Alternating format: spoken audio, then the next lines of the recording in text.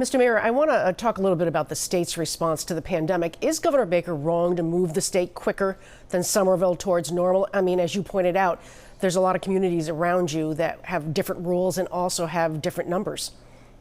Well, first, let me recognize, I think the governor's administration's done a good job.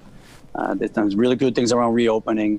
There's some things I disagree with, and I don't believe we're really exercising true vigilance now. And you know, this is a complex issue. We so much we know about COVID, so much we don't know. But for example, how we are going about opening schools, it's not really embodied in a plan. We're basing our actions on a color-coded map of one metric. And we've seen just when this map was released, I believe on the 12th, from 4 to now 10 communities. And the problem with it is we're acting as if what happens in Somerville doesn't matter in Salem. What happens in Lynn doesn't matter in Everett. In the inner core of Boston, we're seeing in the most densely populated, diverse communities, cases spiking. And I don't believe, I'd submit, that is not an informed way to really think about opening schools at a time when many of our school buildings, again, aren't up to par for airflow. We don't have testing surveillance in place.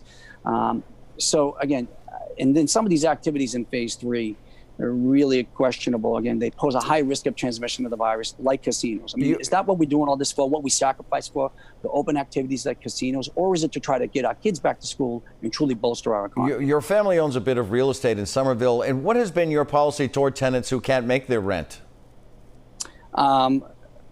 My family, I don't have any tenants. I have my tenants and my 4 kids. My policy is to keep them in the house as long as possible. They can move out. Your broader family, yeah. Yeah, my broader family.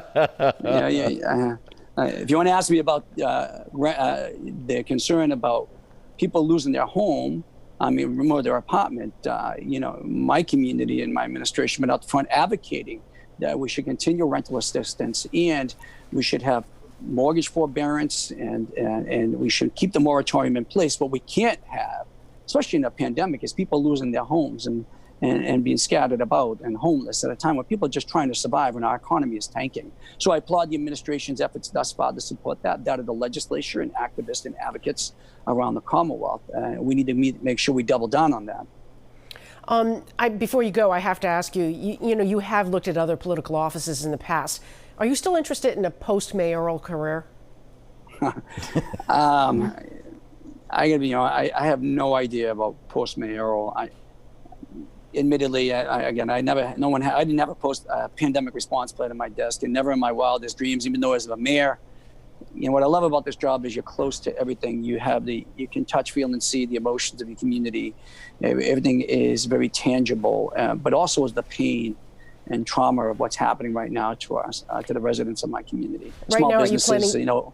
I'm sorry, I didn't mean to interrupt. I just want to ask you, are you still planning to run for another term again after this? Oh, yeah, I hadn't even thought about it. At this point, I am. I typically don't make that type of decision at this point. Right now, I'm just focused on making sure we keep our community safe. We're able to sustainably reactivate our economy, getting our kids back to school, getting through this, and doing our part just to make sure we're protecting the most vulnerable in our community as well. People are getting sick and people are dying. Mayor Curtatone, thank you so much for your time this morning. We greatly appreciate it. Our thanks to Somerville Mayor Joe Curtatone.